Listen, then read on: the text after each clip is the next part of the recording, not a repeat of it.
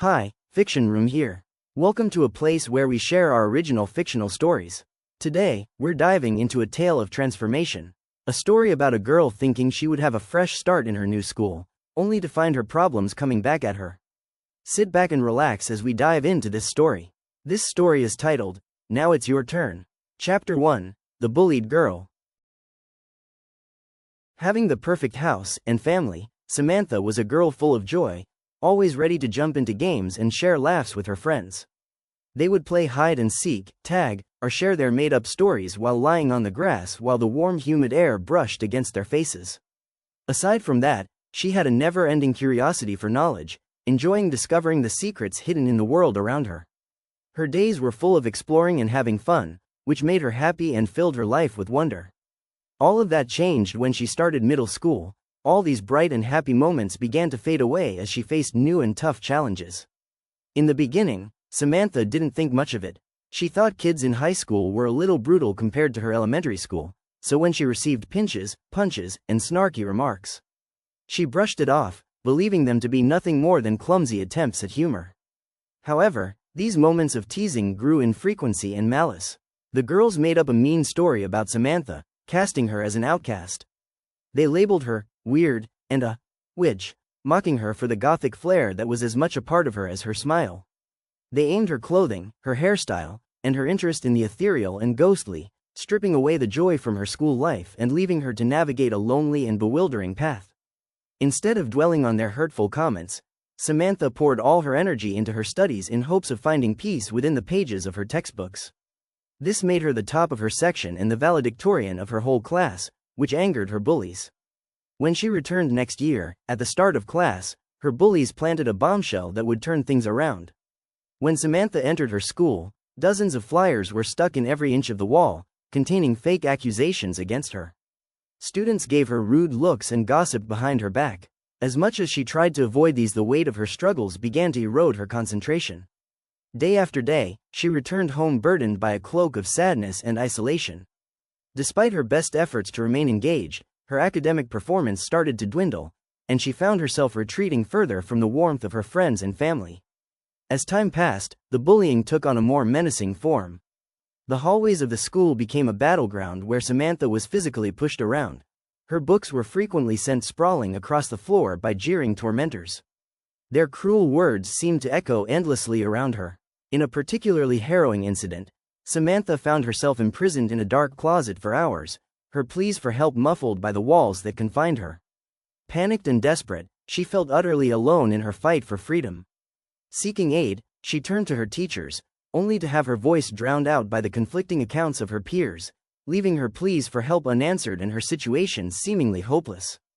As the torment relentlessly persisted, Samantha found herself sinking deeper into a dilemma of isolation. Each day was a battlefield for her. She got so paranoid that she kept on looking over her shoulder. This constant state of vigilance and fear took a heavy toll on her, casting a pall over her once vibrant spirit. Her parents, observing the stark transformation in her demeanor, sought to bridge the chasm of silence that had formed. Yet, Samantha, burdened by shame, remained silent.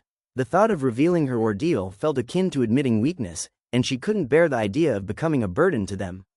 The relentless cycle of bullying culminated in a harrowing episode that shattered Samantha's already fragile sense of safety. On a day that began like any other, as Samantha was walking home from school, she found herself being dragged by dozens of hands in an alleyway. She turned to only be faced with every student in her class holding a stick or bat in their hands. She screamed for help, but it was useless. The girls unleashed a brutal assault.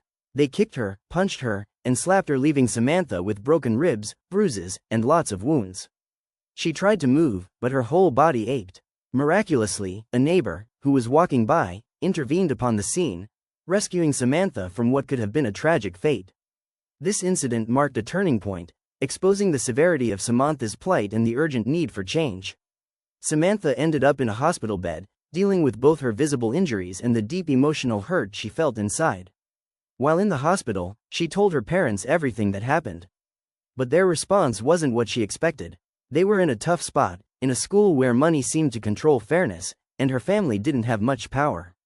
The thought of fighting a legal battle against people with a lot more money was too much, so they felt they couldn't do much about the bullies.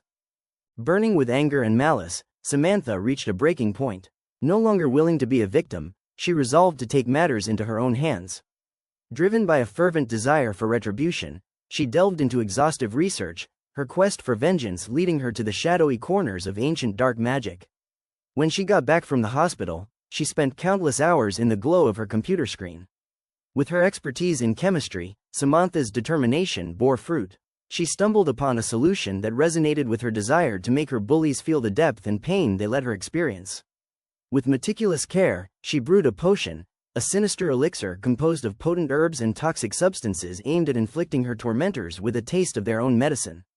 On the day of her return, students fakely welcomed her back, which stirred up Samantha's anger more. During lunch, when everyone was in the cafeteria, she infused the liquids she brewed into the school's water supply, ensuring that anyone drinking the water would experience a sharp pain like 1,000 needles being pierced every second. As she navigated the corridors, the initial signs of discomfort became audible. Students began to emit moans and whimpers. She gave a sly smirk, feeling accomplished, but that was not enough. She made her way into the primary classroom, methodically securing the doors behind her, effectively trapping her adversaries within. The power dynamics had shifted. There was no avenue for escape for those who once tormented her. Panic-stricken screams punctured the air as the potion's influence took hold, escalating the room's atmosphere into one of sheer terror. Blood poured out of the students' mouths as their eyes became red. They shouted and cried, "Samantha, we're sorry, please help us." The students knew it was her as she was the only one not affected. Samantha just laughed. "Did you stop when I asked you to?" Samantha's voice, devoid of warmth, cut through the chaos as she approached the now cowering students. "I'm curious to see how amusing you find it when you're on your knees, pleading for mercy." The classroom swiftly transformed into a tableau of horror as Samantha commenced her retribution. Her determination was unyielding. She resolved to show no mercy, channeling her fury toward each perpetrator who had contributed to her torment. "Each of you will pay for everything you have done to me," Samantha proclaimed, her onslaught relentless. "Never again will anyone inflict harm upon me." Samantha laughed maniacally as her classmates' shouts and cries echoed in the school corridors. Thank you so much for sticking around and listening to this video. Your time means the world to us. If you had a good time, please consider giving us a like, and if you want to be the first to know when part 2 drops, make sure you're subscribed and have those notifications on. Thanks and see you again.